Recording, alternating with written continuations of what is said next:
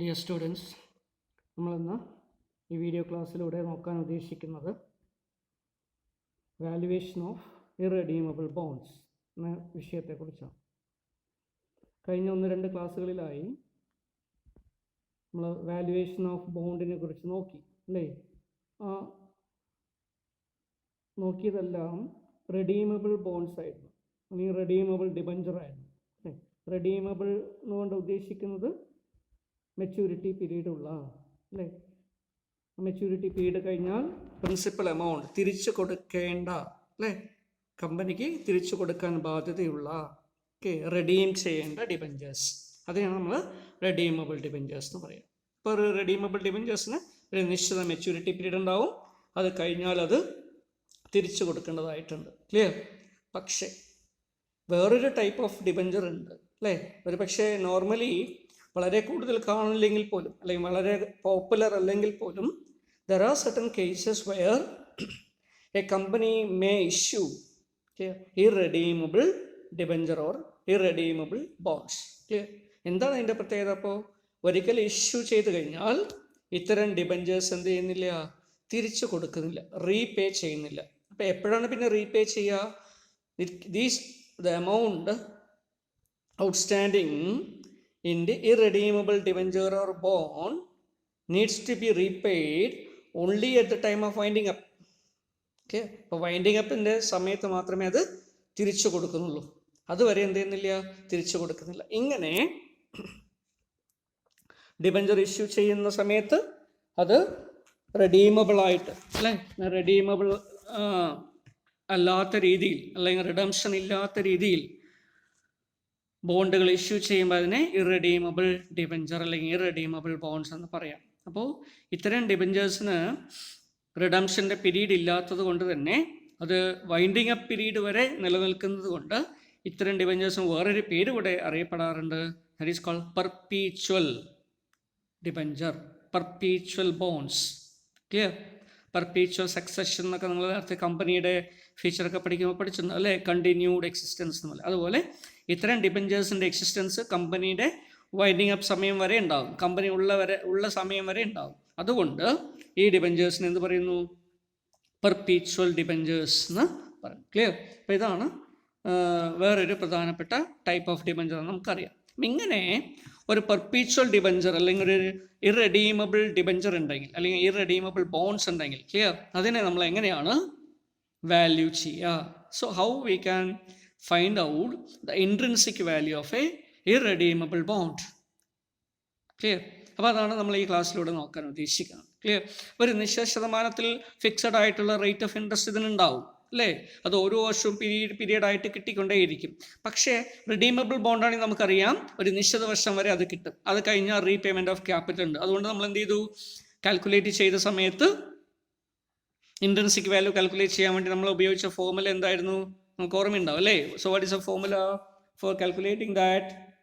So P0 market price, clear, is equal to summation of C divided by 1 plus KD or R എന്ന് വേണമെങ്കിൽ ഉപയോഗിക്കാം, അല്ലെങ്കിൽ YT എന്ന് ഉപയോഗിക്കാം. Clear? Raise to T plus F divided by 1 plus KD, clear, raise to N. ഇതാണ് നമ്മൾ നേരത്തെ ഉപയോഗിച്ചിരുന്ന ഫോർമുല. ഇപ്പോൾ ഇവിടെ 2 ആസ്പെക്റ്റ് ഉണ്ട് അല്ലേ? ഒന്ന് റെഗുലറായിട്ട് കിട്ടിക്കൊണ്ടിരിക്കുന്ന ക്യാഷ് ഫ്ലോസ്, അല്ലെങ്കിൽ in the form of interest, coupon ഉണ്ടാവും. ക്ലിയർ? പിന്നെ രണ്ടാമത് എന്താ? ഒരു ഫിക്സഡ് മെച്യൂരിറ്റി വാല്യൂ ഉണ്ടാവും അല്ലേ? ഫേസ് വാല്യൂ അല്ലെങ്കിൽ മെച്യൂരിറ്റി വാല്യൂ ഉണ്ടാവും. ഇത് രണ്ടിനെയും നമ്മൾ പ്രസൻറ്റ് വാല്യൂ എടുത്തിട്ടാണ്, ഇതിൻ്റെ രണ്ടിൻ്റെയും ടൈം വാല്യൂ അഡ്ജസ്റ്റ് ചെയ്തിട്ടാണ് ഒരു റെഡീമബിൾ ബോണ്ടിൻ്റെ നമ്മൾ എന്ത് കണ്ടുപിടിച്ചിരുന്നത്? പ്രൈസ് അല്ലെങ്കിൽ ഇൻട്രിൻസിക് വാല്യൂ കാൽക്കുലേറ്റ് ചെയ്തിരുന്നത് അല്ലേ? പക്ഷേ ഇവിടെ അത് പറ്റുമോ? പറ്റില്ല. എന്താ കാരണം? We can calculate the C, പക്ഷെ എന്തില്ല? There is no T. എന്താ കാരണം? T എന്ന് പറയുന്നത് എന്താ? ഇൻഡെഫിനിറ്റ് പീരീഡ് ആണ്. അതുകൊണ്ട് N എന്ന് പറയുന്നത് നമുക്കൊരു നിശ്ചിത വർഷമായിട്ട് പറയാൻ പറ്റില്ല. അപ്പോൾ T അല്ലെങ്കിൽ N എന്ന് പറയുന്നത് ഇൻഡെഫിനിറ്റ് ആണ്. ക്ലിയർ? ഇൻഡെഫിനിറ്റ്, പെർപീച്വൽ ആയതുകൊണ്ട് ഇൻഡെഫിനിറ്റ് ആണ്. ഓക്കെ, അപ്പം ഇങ്ങനെ ഒരു ഇൻഡെഫിനിറ്റ് പീരീഡിലേക്കുള്ള ഒരു ഡിബഞ്ചറാണ്. അതുകൊണ്ട് നമുക്കിവിടെ പ്രസൻറ്റ് വാല്യൂ കാൽക്കുലേറ്റ് ചെയ്യാൻ പറ്റില്ല, ടൈം വാല്യൂ കാൽക്കുലേറ്റ് ചെയ്യാൻ പറ്റില്ല. ക്ലിയർ? അത് മാത്രമല്ല മെച്യൂരിറ്റി നമുക്ക് കിട്ടാത്തത് കൊണ്ട് മെച്യൂരിറ്റിയുടെ വാല്യൂ ഇല്ല. ഓക്കെ, അപ്പം ഇങ്ങനെയുള്ള കുറച്ച് ഫീച്ചേഴ്സൊക്കെ ഉള്ളതുകൊണ്ട് intrinsic value calculation of this irredeemable bond അതിനെ സംബന്ധിച്ചിടത്തോളം നമ്മൾ ഫോർമുലയിൽ ചെറിയ മാറ്റം വേണ്ടി വരും അല്ലേ. അപ്പോൾ അതെങ്ങനെയാണ് അത് കാൽക്കുലേറ്റ് ചെയ്യുക? ഓക്കെ, സോ നമ്മൾ താഴേക്ക് വരികയാണെങ്കിൽ നോക്കുക, that is P0 okay is equal to P0 എന്ന് പറയുന്നത് എന്താണ്? കറണ്ട് മാർക്കറ്റ് പ്രൈസ് നമ്മൾ നേരത്തെ പഠിച്ചതാണ് അല്ലേ. So P0 is equal to I divided by K0 എന്നാണ് ഇവിടെ കൊടുത്തിരിക്കുന്നത്, KO എന്നാണ് കൊടുത്തിരിക്കുന്നത്. KO എന്ന് വേണമെങ്കിൽ കൊടുക്കാം, KD എന്ന് വേണമെങ്കിലും കൊടുക്കാം, ക്ലിയർ, ഓർ സിംപ്ലി K എന്ന് വേണമെങ്കിലും കൊടുക്കാം. അപ്പോൾ നേരത്തെ ഞാൻ പറയണ്ടായി, കഴിഞ്ഞ ക്ലാസ്സിലൊക്കെ പറയണ്ടായി അല്ലേ, ഒന്നുകൂടെ നമ്മൾ നിങ്ങൾ സ്റ്റേറ്റ് ചെയ്യാണ്. K denominator K, capital letter K കൊണ്ട് ഉദ്ദേശിക്കുന്നത് എന്താ? Cost of capital, cost of capital. ഇതിനെക്കുറിച്ചൊക്കെ നിങ്ങൾ അടുത്ത സെമസ്റ്ററിൽ വരുമ്പോൾ പഠിക്കും, എന്താണ് കോസ്റ്റ് ഓഫ് ക്യാപിറ്റൽ, അതെങ്ങനെയാണ് കമ്പ്യൂട്ട് ചെയ്യാന്നൊക്കെ, ക്ലിയർ. അപ്പോൾ ഇത്രയും മനസ്സിലാക്കി വയ്ക്കുക. ഓക്കെ, അപ്പോൾ അങ്ങനെയാണെങ്കിൽ ഓരോ ക്യാപിറ്റലിനും ഓരോ കോസ്റ്റ് ഉണ്ടാവും അല്ലേ. അപ്പം അങ്ങനെയുള്ള ഓരോ ക്യാപിറ്റലിൻ്റെ കോസ്റ്റിന് നമ്മൾ എന്ത് പറയുന്നു? ഇപ്പോൾ ഈക്വിറ്റിയുടെ കോസ്റ്റിനെ തന്നെ KE ഒരു സബ് ലെറ്ററായിട്ട് ഒരു സബ്സ്ക്രിപ്റ്റായിട്ട് E ചേർക്കുന്നു. അപ്പോൾ അത് കോസ്റ്റ് ഓഫ് ഈക്വിറ്റി ആയി. അപ്പോൾ കോസ്റ്റ് ഓഫ് ഡെറ്റ് നമ്മൾ എന്ത് പറയും? KD, K എഴുതിയിട്ട് ഒരു സബ്സ്ക്രിപ്റ്റായിട്ട് D ചേർക്കുന്നു, ക്ലിയർ. ഇപ്പോൾ പ്രിഫറൻസ് ഷെയർസ് ഉണ്ടാവും അല്ലേ, അപ്പോൾ നമ്മൾ എന്ത് പറയുന്നത്? KP ചേർക്കുന്നു, ക്ലിയർ. ഇങ്ങനെയൊക്കെയാണ് കോസ്റ്റിനെ ഡിനോട്ട് ചെയ്യുക. ഓക്കെ, ഇപ്പോൾ KE, KD, KP എന്നൊക്കെ പറഞ്ഞാൽ എന്താ? Simply cost of capital, clear. അതിൻ്റെ അർത്ഥം എന്താ? Minimum required rate of return expected by the providers of capital, providers of fund, clear. അപ്പോൾ ഇക്വിറ്റിയാണ് പ്രൊവൈഡ് ചെയ്തിരിക്കുന്നതെങ്കിൽ ഇക്വിറ്റി ഹോൾഡേഴ്സ് എക്സ്പെക്ട് ചെയ്യുന്ന മിനിമം റേറ്റ് ഓഫ് റിട്ടേൺ. ഡെപ്റ്റ് ആണ് പ്രൊവൈഡ് ചെയ്തിരിക്കുന്നതെങ്കിൽ ഡെപ്റ്റിൻ്റെ കോസ്റ്റ് ആണെങ്കിൽ ഡെപ്റ്റ് നൽകിയിരിക്കുന്ന ആൾക്കാർ അല്ലെങ്കിൽ ഡിബഞ്ചർ ഹോൾഡേഴ്സ് പ്രതീക്ഷിക്കുന്ന minimum required rate of return. അതുപോലെ തന്നെ പ്രിഫറൻസ് ആണെങ്കിൽ KP ആണെങ്കിൽ പ്രിഫറൻസിൻ്റെ കോസ്റ്റ് ആണെങ്കിൽ എന്താ? Minimum rate of return or minimum return that is expected by the preference share holders. അപ്പോൾ ഇങ്ങനെയൊക്കെയാണ് നമ്മളതിനെ കോസ്റ്റ് ഓഫ് ക്യാപിറ്റൽ എന്ന് പറയും, ക്ലിയർ. അപ്പോൾ ഒരു ഫേമിനെ സംബന്ധിച്ചിടത്തോളം എല്ലാം കൂടെ ചേർത്തിട്ട് ഒരു കോസ്റ്റ് ഉണ്ടാവും അല്ലേ. കോസ്റ്റ് ഓഫ് ഇക്വിറ്റി ഉണ്ടാവും, കോസ്റ്റ് ഓഫ് ഡെറ്റ് ഉണ്ടാവും, കോസ്റ്റ് ഓഫ് പ്രിഫറൻസ് ഉണ്ടാവും. ഇതിനൊക്കെ നമ്മൾ വെയ്റ്റഡ് ആവറേജ് കാൽക്കുലേറ്റ് ചെയ്തിട്ട് എന്ത് ചെയ്യും? പറയുമ്പോൾ അതിനെ ഓവറോൾ കോസ്റ്റ് ഓഫ് ക്യാപിറ്റൽ അല്ലെങ്കിൽ KO എന്ന് പറയും. O stands for overall. So K overall cost of capital. അപ്പോൾ ഇവിടെ ഓവറോൾ കോസ്റ്റ് ഓഫ് ക്യാപിറ്റൽ എന്നാണ് എഴുതിയിരിക്കുന്നത്. അത് നമ്മളെ സംബന്ധിച്ചിടത്തോളം ഡെപ്റ്റ് ആയതുകൊണ്ട് എന്ത് ചെയ്യാം? KD ഉപയോഗിച്ചിട്ടും ചെയ്യാം, ക്ലിയർ. അപ്പോൾ KD അല്ലെങ്കിൽ റിക്വയർഡ് റേറ്റ് നമുക്ക് പ്രോബ്ലത്തിൽ തന്നിട്ടുണ്ടാവും, ക്ലിയർ. അതുപോലെ തന്നെ ഇവിടെ നൊട്ടേഷൻ നമ്മൾ ശ്രദ്ധിച്ചിട്ടുണ്ടാവും അല്ലേ. എന്തൊക്കെയാണ് നൊട്ടേഷൻ ഇവിടെ തന്നിരിക്കണമെന്ന് നോക്കൂ, നിങ്ങൾ സ്ക്രീനിൽ കാണുന്നുണ്ടാവും. ദാറ്റ് ഈസ് P0 എന്താ? P0 ഈക്വൽ ടു നമ്മൾ നേരത്തെ പഠിച്ചതാണ് അല്ലേ. So what is P0? So it is P0 equal to market price MP എന്ന് വേണമെങ്കിൽ തന്നെ പറയാം, ഓർ ഇൻട്രിൻസിക് വാല്യൂ IV എന്ന് വേണമെങ്കിൽ പറയാം. So P0 equal to intrinsic value or market value or market price or current market price, clear. 0 P1 P2 P0 എന്നൊക്കെ നമ്മൾ പറയാറുണ്ട്, നിങ്ങൾ പിന്നീട് അത് പഠിക്കുന്നുണ്ട്, ക്ലിയർ. ഇപ്പം എന്താണ് ഇവിടെ P0? കറണ്ട്, ഇപ്പോഴത്തെ വില എന്നർത്ഥം, പ്രസൻറ്റ് വാല്യൂ അല്ലെങ്കിൽ ഇപ്പോഴത്തെ വില. അപ്പോൾ P1 എന്തായിരിക്കും? ഒരു വർഷം കഴിഞ്ഞാലുള്ള വില. P2 എന്തായിരിക്കും? Price at the end of the second year. ഇങ്ങനെ ഓരോ വർഷത്തെയും പ്രൈസ് നമുക്ക് വേറെ വേറെ വേറെ രീതിയിൽ പറയാൻ പറ്റും, clear. So this is what P1 P0, clear, P2 etcetera. Okay, so ഇവിടെ P0 നമ്മൾ ഇപ്പോഴത്തെ വില അല്ലെങ്കിൽ intrinsic value, market price, okay, theoretical price എന്നൊക്കെ പറയും. ഇതാണ് നമ്മൾ കാൽക്കുലേറ്റ് ചെയ്യാൻ ഉദ്ദേശിക്കുന്നത്. ദെൻ I എന്താണ്? What is I? So I stands for what is I capital letter I എഴുതാം കേട്ടോ. ക്യാപിറ്റൽ ലെറ്റർ I എഴുതാം അല്ലെങ്കിൽ സ്മോൾ ലെറ്റർ I എഴുതാം, ക്ലിയർ. ഇതിൽ എന്താണ് പറയുന്നത്? I എന്ന് പറയുന്നത് എന്താ? Annual interest, annual interest, clear. So it is annual interest. എന്താണ് ആനുവൽ ഇൻട്രസ്റ്റ് നമുക്കറിയാം അല്ലേ. അതിന് നമ്മൾ വേറെ ഒരു പേര് കൂടെ പറയാണ്ട് C, കൂപ്പൺ. ഓക്കെ, അപ്പോൾ C എന്ന് വേണമെങ്കിൽ ഉപയോഗിക്കാം, I എന്ന് വേണമെങ്കിൽ ഉപയോഗിക്കാം, അല്ലെങ്കിൽ സ്മോൾ I എന്ന് വേണമെങ്കിൽ ഉപയോഗിക്കാം. So all stands for annual coupon or annual interest. Okay, amount ആണ്, ഇൻട്രസ്റ്റ് എമൗണ്ട് ആണ് കേട്ടോ. അപ്പോൾ എമൗണ്ടിൽ വേണം നമ്മളത് എടുക്കാൻ. So annual interest amount. Okay, then what is KD? Next നമുക്ക് വരുന്ന KD അല്ലേ. KD എന്താ? കോസ്റ്റ് ഓഫ് ക്യാപിറ്റൽ എന്ന് വേണമെങ്കിൽ നമുക്ക് പറയാം, അല്ലെങ്കിൽ കോസ്റ്റ് ഓഫ് ഡെറ്റ് എന്ന് പറയാം, clear. So cost of debt, okay, ഡെപ്റ്റ് capital, cost of debt or cost of ഡെപ്റ്റ് capital. Or minimum required rate of return. അല്ലെങ്കിൽ ഇതിന് എന്തുകൂടെ ഏറ്റെടുക്കാം? ഇവിടെ YTM ഒന്നും ഇല്ല, yield to maturity ഒന്നും ഇല്ലാത്തതുകൊണ്ട് നമുക്ക് YTM എടുക്കാൻ പറ്റില്ല. ക്ലിയർ? എന്താ കാരണം? YTM എപ്പോഴാണ് വരിക? So YTM arises only when there is a maturity. അപ്പോഴാണ് മെച്യൂരിറ്റി പീരീഡ് വരെയുള്ള yield നമുക്ക് എടുക്കാൻ പറ്റും. ഇവിടെ മെച്യൂരിറ്റിയേ ഇല്ല, അപ്പോൾ അതുകൊണ്ട് എന്തില്ല? there is no YTM. Clear? ഇപ്പോൾ YTM എന്ന് ഇവിടെ പറയില്ല, കാരണം പകരം എന്ത് പറയുന്നു? KD. ക്ലിയർ? അല്ലെങ്കിൽ R എന്ന് വേണമെങ്കിൽ നമുക്ക് ഉപയോഗിക്കാം. ക്ലിയർ? റിക്വയർഡ് റേറ്റ് എന്നുള്ള രീതിയിൽ R എന്ന് ഉപയോഗിക്കാം. പക്ഷേ സാധാരണ രീതിയിൽ KD എന്നാണ് നമ്മൾ ഉപയോഗിക്കുക. Clear? Cost debt. Okay, required rate of return of ഡെപ്റ്റ്. Okay, minimum required rate of return expected by the debenture holders. Okay, have you got it? അപ്പോൾ നിങ്ങൾക്കത് മനസ്സിലായെന്ന് വിചാരിക്കണം അല്ലേ? അപ്പോൾ ഇതാണ് നമ്മുടെ ഫോർമുല എന്ന് പറയുന്നത്. ഓക്കെ, നമുക്ക് എങ്ങനെ എഴുതാം? സോ I എന്ന് എഴുതുകയാണെങ്കിൽ or equal to I divided by KD അങ്ങനെ എഴുതാം. Clear? Then or equal to C coupon divided by KD അങ്ങനെ എഴുതാം. ക്ലിയർ? ഇതെല്ലാം ഉപയോഗിച്ച് നമുക്ക് ചെയ്യാം. ക്ലിയർ? ഓക്കെ, ഒരു പ്രോബ്ലം ചെയ്ത് നോക്കാം അല്ലേ നമുക്ക്? Okay, right.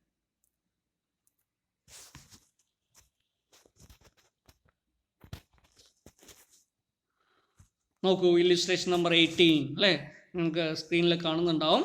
ഇല്ലുസ്ട്രേഷൻ നമ്പർ 18 എന്താ പറയുന്നത്? A firm has in issue redeemable debenture bonds with a par value of ₹1,000 and a coupon rate of 18%. അപ്പോൾ 18% കൂപ്പണിലുള്ള 1000 രൂപ ഫേസ് വാല്യൂ ഉള്ള ഡിബഞ്ചറാണ് എഴുതിയത്. അത് എങ്ങനത്തെ ഡിബഞ്ചറാ? So the nature of debenture is that it is irredeemable in nature. Clear? Okay. Then the required rate of return or YTM on these bonds is 24%. Required rate of return എന്നാണ് അവിടെ തന്നിരിക്കുന്നത് അല്ലേ? ഇവിടെ YTM നമ്മൾ പറയില്ലെങ്കിലും അതിനെന്ത് പറയാം? Required rate of return. അതിനെന്ത് പറയാം? Cost of capital. ഓക്കെ, ഇത് എത്രയാണ്? 24%. So it is given as 24%. Okay, then what should be its price or intrinsic value of the bond in the market? ഇങ്ങനെ ഉള്ളൊരു ബോണ്ടിൻ്റെ മാർക്കറ്റ് പ്രൈസ് എന്തായിരിക്കും, അല്ലെങ്കിൽ price എന്തായിരിക്കും, അല്ലെങ്കിൽ ഇൻട്രിൻസിക് വാല്യൂ എന്തായിരിക്കും, അല്ലെങ്കിൽ തിയററ്റിക്കൽ വാല്യൂ എന്തായിരിക്കും അല്ലേ? അപ്പോൾ ഇവിടെ നമ്മൾ എന്ത് ചെയ്യണം? As it is an irredeemable bond അല്ലേ, നമുക്ക് എന്ത് ചെയ്യാൻ പറ്റില്ല? പഴയ ഫോമുല ഉപയോഗിക്കാൻ പറ്റില്ല. അപ്പോൾ എന്ത് ചെയ്യണം? നമ്മളിവിടെ T0 equal to I divided by KD എന്നുള്ള ഫോമുല ഉപയോഗിക്കണം. അല്ലെങ്കിൽ എന്ത് ചെയ്യണം? C ഡിവൈഡഡ് ബൈ KD എന്നുള്ള ഫോമുല ഉപയോഗിക്കണം. ക്ലിയർ? അപ്പോൾ അങ്ങനെ വേണം ചെയ്യാം. അപ്പോൾ നമ്മൾ ആദ്യം എന്താ കാൽക്കുലേറ്റ് ചെയ്യേണ്ടത്? സോ ഇങ്ങനെയുള്ള എല്ലാ പ്രോബ്ലത്തിലും നമ്മൾ ബോണ്ടിൻ്റെ പ്രോബ്ലം ഒക്കെ ചെയ്യുമ്പോൾ ആദ്യം എന്ത് ചെയ്യണം? C അല്ലെങ്കിൽ I കാൽക്കുലേറ്റ് ചെയ്യണം അല്ലേ? I എന്ന് പറഞ്ഞാൽ എന്താ? Annual interest amount or annual coupon amount. എങ്ങനെ കണ്ടുപിടിക്കുക? Coupon amount equal to face value into coupon rate അല്ലേ? So face value into coupon rate. Clear? So coupon rate തന്നിട്ടുണ്ട്, ഫേസ് വാല്യൂ ഉണ്ട്. So that is equal to 1000 rupees is the face value into അല്ലേ? Coupon rate is 18%. So 18/100. So that is equal to 180. So you will get a coupon amount, annual amount clear of ₹180 per year. അപ്പോൾ ഇതിൻ്റെ അർത്ഥം എന്താ? 1000 രൂപയിലെ നിക്ഷേപിച്ച ഒരാൾക്ക് തുടർന്നുള്ള എല്ലാ വർഷവും എന്ത് ചെയ്യും? 180 രൂപ വെച്ചിട്ട് കിട്ടിക്കൊണ്ടേയിരിക്കും. പക്ഷെ എന്ത് കൊടുക്കില്ല? അത് തിരിച്ചു കൊടുക്കുന്നില്ല. ക്ലിയർ? കമ്പനി വൈൻഡപ്പ് ചെയ്യുന്ന സമയത്ത് മാത്രമേ തിരിച്ചു കൊടുക്കുള്ളൂ, അല്ലെങ്കിൽ പെർപ്പീച്വലായിട്ട് കീപ്പ് ചെയ്യുന്നു. അപ്പോൾ ഇങ്ങനെയുള്ള ഡിബഞ്ചറിൻ്റെ ഒരു വേറൊരു പ്രത്യേകത, അങ്ങനെ ഇഷ്യൂ ചെയ്യുന്ന കമ്പനികൾ ഇഷ്യൂ ചെയ്യുമ്പോൾ ഇതിൻ്റെ ഒരു വേറൊരു പ്രത്യേകത എന്ന് പറയുന്നത് എന്താ? മറ്റുള്ള റിഡീമബിൾ ഡിബഞ്ചറിനേക്കാളും ഇതിൻ്റെ കൂപ്പൺ റേറ്റ് വളരെ കൂടുതലായിരിക്കും. ക്ലിയർ? അപ്പോൾ റിഡീമബിൾ ഡിബഞ്ചർ 10%, 12% ഒക്കെ ഓഫർ ചെയ്യുമ്പോൾ ഇവിടെ 15, 16, 17, 18% ഒക്കെ ഓഫർ ചെയ്യും. ക്ലിയർ? എന്താ കാരണം? അവർക്ക് ക്യാപിറ്റൽ പെട്ടെന്ന് തിരിച്ചു കിട്ടില്ലല്ലോ അല്ലേ? കുറേ കഴിഞ്ഞിട്ടായിരിക്കും ക്യാപിറ്റൽ കമ്പനി വൈൻഡപ്പ് ചെയ്യുന്ന സമയത്ത് മാത്രമേ കിട്ടുള്ളൂ. അപ്പം അങ്ങനെ ഒരു പ്രോബ്ലം ഒഴിവാക്കുന്നതിന് വേണ്ടി ഇതെന്ത് ചെയ്യുന്നു? കൂപ്പൺ റേറ്റ് സബ്സ്റ്റാൻഷ്യലി ഹയർ ആയിട്ടാണ് കൊടുക്കുക. ക്ലിയർ? സോ ഈ രീതിയിൽ 180 കിട്ടി. ക്ലിയർ? ഇനി നമ്മൾ എന്ത് ചെയ്യണം? KD എടുക്കണം അല്ലേ? What is the next required? KD എന്ന് പറഞ്ഞാൽ എന്താ? കോസ്റ്റ് ഓഫ് ഡെപ്റ്റ് അല്ലെങ്കിൽ required rate of return. So what is the required rate of return? 24% അല്ലേ? 24%. 24% നമുക്ക് എങ്ങനെയാണ് ഡെസിമലായിട്ട് എഴുതാൻ പറ്റുക? So that is equal to 0.24 അല്ലേ. 24/100 എന്ന് പറഞ്ഞാൽ 0.24. ക്ലിയർ? അപ്പോൾ 0.24 മതി. അപ്പോൾ 0.24 നമുക്ക് എടുക്കാം. 24% ഓർ 0.24. ക്ലിയർ? അപ്പോൾ വാല്യൂസ് ഒക്കെ ആയില്ലേ? ഇനി ജസ്റ്റ് എന്ത് ചെയ്താൽ മതി? ഇതിൽ നമ്മുടെ ഫോർമുലയിൽ സബ്സ്റ്റിറ്റ്യൂട്ട് ചെയ്താൽ മതി. ക്ലിയർ? സോ ഇനി നോക്കൂ, ഫോർമുലയിൽ സബ്സ്റ്റിറ്റ്യൂട്ട് ചെയ്ത് നോക്കൂ. ഓക്കെ, അപ്പോൾ ഇവിടെ 180 അല്ലേ. So 180 divided by 0.24. ഇങ്ങനെ ചെയ്യുമ്പോൾ പിന്നെ മൾട്ടിപ്ലൈ ചെയ്യണ്ട കേട്ടോ, 100 കൊണ്ട് മൾട്ടിപ്ലൈ ചെയ്യണ്ട.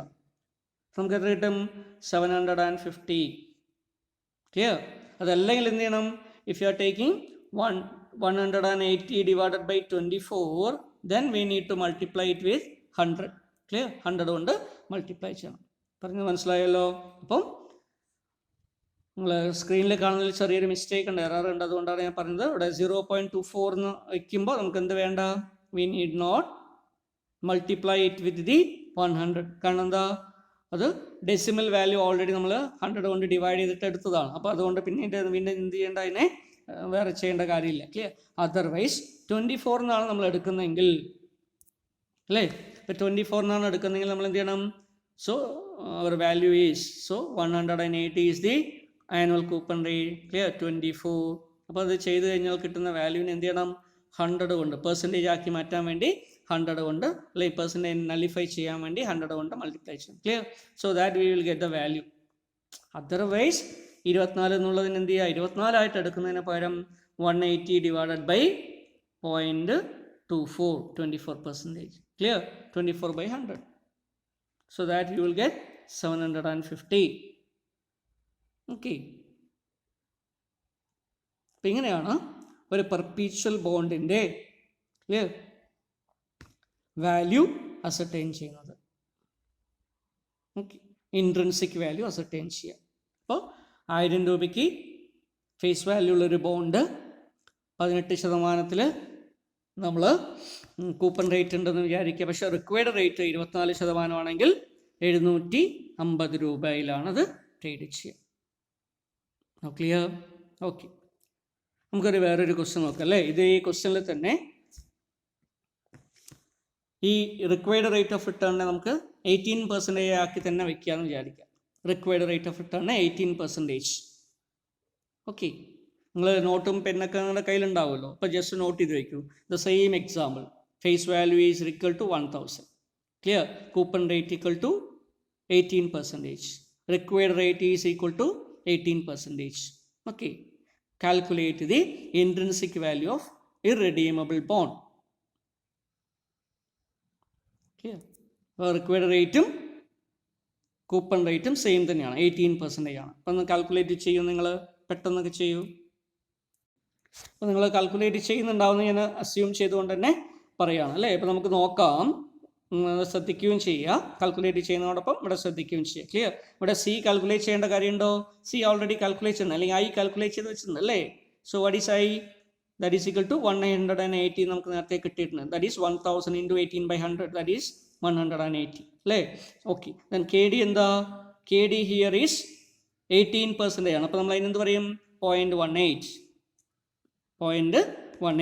ഓക്കെ, ഇനി നമ്മൾ ഫോർമുല സബ്സ്റ്റിറ്റ്യൂട്ട് ചെയ്യണമെങ്കിൽ എന്താ കിട്ടുക? So 180 divided by 0.18 is equal to 1000. എത്ര കിട്ടിയത്? 1000. സോ P0 ഈക്വൽ ടു 1000 ആണ് കിട്ടുക അല്ലേ. നിങ്ങൾക്കും കിട്ടിയിട്ടുണ്ടാവുമെന്ന് വിചാരിക്കുന്നു. അപ്പോൾ ഇതിൽ നിന്ന് എന്താ മനസ്സിലാക്കാൻ പറ്റുന്നത്? 18% ആണ് കൂപ്പൺ റേറ്റ് എങ്കിൽ അല്ലേ, കൂപ്പൺ റേറ്റ് 18%, റിക്വയർഡ് റേറ്റും കൂപ്പൺ റേറ്റിൻ്റെ 18% ആണെങ്കിൽ ഫേസ് വാല്യൂ തന്നെയായിരിക്കും ബോണ്ടിൻ്റെ ഇൻട്രിൻസിക് വാല്യൂ. ക്ലിയർ? ഇത് നമ്മൾ നേരത്തെ പഠിച്ചതാണ് അല്ലേ, എങ്കിലും ഒന്നുകൂടെ ഓർമ്മിപ്പിക്കുകയാണ്. Clear? So if the bond is bond's required rate of return, clear, is its coupon rate or equal to its coupon rate, clear, then the market price of the bond or intrinsic value of an irredeemable bond will be equal to its face value. Clear? അപ്പോൾ നേരത്തെ നോക്കിയത് എന്തായിരുന്നു? അവിടെ required rate higher ആയിരുന്നു, coupon റേറ്റോ കുറവായിരുന്നു അല്ലേ. So if the required rate of return is higher than that of a coupon rate, clear, then the market price or the intrinsic value of an irredeemable bond will be less than its face value. എൻ്റെ face വാല്യൂവിനേക്കാൾ എന്തായിരിക്കും, കുറവായിരിക്കും അല്ലേ. 750 രൂപയാണ് നേരത്തെ കിട്ടിയത്, അപ്പോൾ അവിടെ എന്താണ്, കുറവാണ് അല്ലേ, ലെസ് ആണ്, ലെസ് ദാൻ ഫേസ് വാല്യൂ ആണ്. ഓക്കെ, മൂന്നാമത്തെ കാര്യം നിങ്ങൾക്ക് തന്നെ പറയാൻ പറ്റും അല്ലേ. So what is the third situation? Okay, that is if the required rate of return is less than that of the cost, that is the coupon rate. If the required rate of return or KD, cost of debt, is less than the coupon rate, then in that case the market price or intrinsic value calculator will be higher than the face value. Face വാല്യൂവിനേക്കാൾ കൂടുതലായിട്ടുള്ളൊരു amount ആയിരിക്കും. Okay, ഇപ്പോൾ ഈ 3 point നിങ്ങളുടെ നോട്ട്സിലൊന്ന് എഴുതി, നിങ്ങൾ ഒന്ന് എഴുതി വയ്ക്കുക കേട്ടോ. What are the 3 points discussed? Okay, നിങ്ങൾ എഴുതി കഴിഞ്ഞിട്ടാണെന്ന് വിചാരിക്കുന്നു അല്ലേ. എന്താണ് ഒന്നാമത്തെ? ഫസ്റ്റ് സിറ്റുവേഷൻ ഈസ്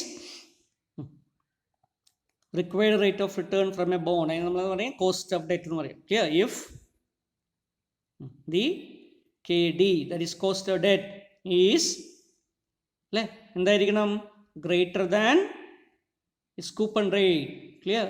കൂപ്പൺ റേറ്റിനേക്കാളും കൂടുതലാണെങ്കിൽ, KD greater than coupon rate ആണെങ്കിൽ, ഓക്കെ, എന്തായിരിക്കും സംഭവിക്കുക? Intrinsic value IV, clear, IV will be less than its face value. Face വാല്യൂവിനേക്കാളും കുറവായിരിക്കും. If the cost of debt is greater than its coupon rate, then the intrinsic value on irredeemable bond is less than its face value. Number 2, ഇത് രണ്ടാമത്തെ നിങ്ങൾ എഴുതിയിരിക്കുന്നത്, if the KD as well as coupon rate is equal, അല്ലേ, KD as well as coupon rate are equal, then intrinsic value will be equal to its face value. Intrinsic value face value എന്ത് തന്നെയായിരിക്കും, same തന്നെ ആയിരിക്കും. മൂന്നാമത്തെ എന്താ, third one, if the KD, cost of debt or cost of capital or required rate is less than coupon rate, അല്ലേ, അങ്ങനെയാണ് എന്താ സംഭവിക്കുക? Intrinsic value calculator will be greater than face value. Face വാല്യൂവിനേക്കാളും കൂടുതൽ ഒരു വാല്യൂ ആയിരിക്കും intrinsic value ആയിട്ട് കിട്ടുക. ക്ലിയർ? നമ്മൾ ഇത് രണ്ടെണ്ണം നോക്കിയില്ലേ, ഇത് രണ്ടും നമ്മളെ വാല്യൂ നമ്മൾ നോക്കിയെന്ന് എക്സാമ്പിൾസിലുണ്ട് അല്ലേ. ഇനി മൂന്നാമത്തെ കേസ് ഒന്ന് ജസ്റ്റ് നോക്കാം. ക്ലിയർ? അപ്പോൾ വീണ്ടും നിങ്ങൾ എഴുതി കഴിഞ്ഞ സ്ഥിതിക്ക് വീണ്ടും ഇതേ എക്സാമ്പിൾ തന്നെ. ക്ലിയർ? അതിൽ നമ്മൾ എന്ത് മാത്രമേ മാറ്റുന്നുള്ളൂ, ഇതിൻ്റെ റിക്വയർഡ് റേറ്റ് അല്ലെങ്കിൽ കോസ്റ്റ് ഡെറ്റ് മാത്രം മാറ്റുന്നു. Clear? So take your note, then write. Okay, face value is equal to 1000, coupon rate equal to 18%, and required rate of return from bond, the cost of debt is equal to 15%, 15%. Clear? അപ്പോൾ 15% ആണ് ഒരു പ്രതീക്ഷിക്കുന്ന value. Clear? അപ്പോൾ ഇതിനെ base ചെയ്തുകൊണ്ട് ചെയ്യുകയാണെങ്കിൽ നമുക്ക് എങ്ങനെയാണ് കിട്ടുക? സിയിൽ മാറ്റം വരുമോ? ഇല്ല. 18% ആണ് കൂപ്പൺ റേറ്റ് അല്ലേ. അതുകൊണ്ട് 1000 ഇൻറ്റു 18/100 ഈക്വൽ ടു I, അല്ലെങ്കിൽ സി എന്ന് പറയുന്നത് എത്രയാണ്? 180 തന്നെയാണ് അല്ലേ. ഡിവൈഡഡ് ബൈ അല്ലേ 50, നമ്മളെ റേറ്റ് ഓഫ് റിട്ടേൺ എത്രയായിട്ട് മാറും? That is equal to 0.15. 50 എന്ന് പറഞ്ഞാൽ എന്താ? 0.15. ഓക്കെ, അപ്പോൾ നമ്മൾ എഴുതുമ്പോൾ എങ്ങനെ എഴുതും? P0 ഈക്വൽ ടു അല്ലേ 180 ഡിവൈഡഡ് ബൈ 0.15. അങ്ങനെ ചെയ്യുകയാണെങ്കിൽ എത്ര കിട്ടുക? So that is equal to 1200 അല്ലേ. ഫേസ് വാല്യൂ 1000 ഉള്ളൂ, അപ്പോൾ അതിനേക്കാൾ എന്താണ്? കൂടുതലാണ്. ക്ലിയർ?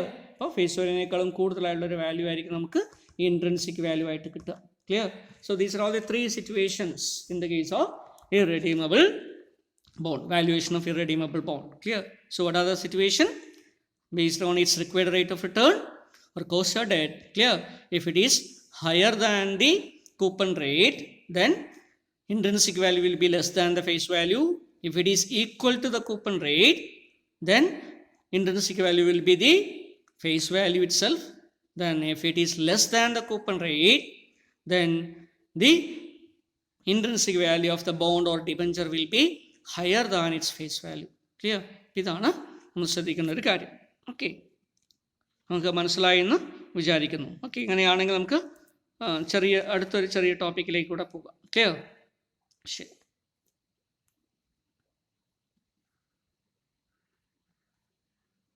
ഇതിൽ തന്നെ വരാവുന്ന വേറൊരു കാര്യമാണ് നമ്മൾ ഇപ്പം പഠിച്ചൊരു ഫോമുല അല്ലേ. എന്താ പഠിച്ചത് formula? P0 = okay I, that is interest അല്ലെങ്കിൽ C coupon divided by KD നമ്മൾ പഠിച്ചു അല്ലേ.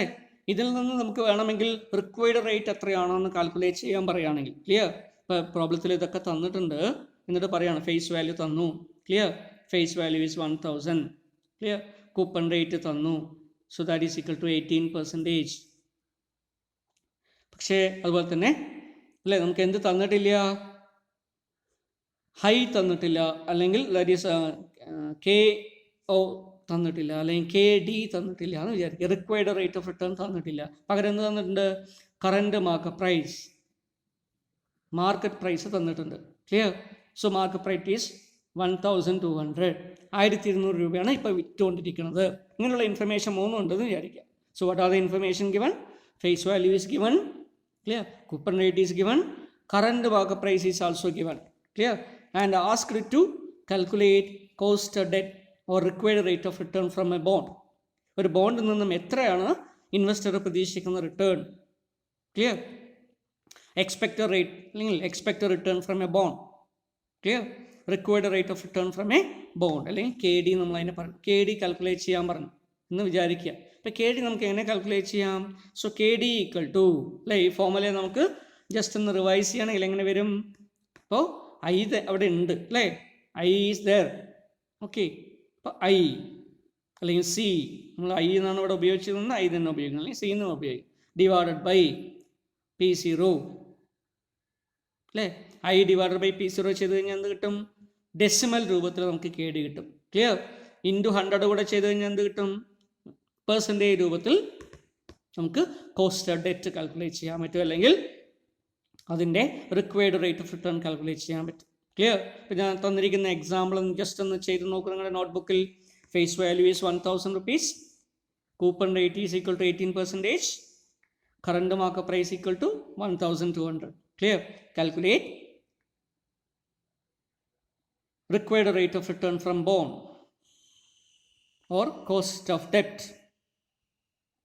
താഴെ ഇതാ അല്ലേ, cost of debt equal to I divided by P0 × 100. Okay, അപ്പോൾ നമ്മൾ ഫോമുല സബ്സ്റ്റിറ്റ്യൂട്ട് ചെയ്ത് നോക്കാം. What is I? 180 നമ്മൾ നേരത്തെ ചെയ്തിട്ടുണ്ട്, അപ്പോൾ വീണ്ടും ചെയ്യുന്നില്ല കേട്ടോ. P0 എത്രയാണ് നമുക്ക് തന്നിരിക്കുന്നത്?